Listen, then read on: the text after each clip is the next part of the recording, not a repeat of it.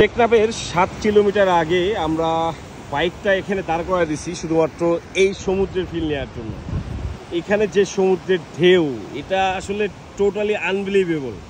এত সুন্দর সমুদ্র, মানে একেবারে সমুদ্রের র ফিল যদি কেউ নিতে চান তাহলে আপনাকে এই টেকনাফ আসতে হবে। আর এখান থেকে টেকনাফ হচ্ছে আর মাত্র 7 কিলোমিটার। সো আমরা টেকনাফের একদম কাছাকাছি চলে আসছি। এখানে বাইকগুলো পার্কিং করছি। আর এই হচ্ছে আপনাদের ভাই। জানি না ভয়েস ঠিকঠাক আসবে কিনা, তো অসাধারণ লাগতেছে। একেবারে রাস্তার সঙ্গে সমুদ্র, চমৎকার। এই যে দেখেন আকাশটাও কত সুন্দর, পুরো নীল আকাশ। আর এখানে আমি একটু উঠি, তাহলে হয়তো আপনারা আরো ব্যাপারটা ভালো বুঝতে পারবেন। এই যে দেখেন এখানে কিন্তু সেই সমুদ্রের জন্য এখানে বিশাল বড় বড় হচ্ছে, এগুলো মনে হয় বালুর বস্তা ফেলা হয়েছে খুব সম্ভবত, মানে শুধুমাত্র নিরাপত্তার জন্য, যাতে রাস্তা নষ্ট না হয়। যে দেখেন সমুদ্রের যে আওয়াজ, গর্জন, মানে অস্থির অস্থির।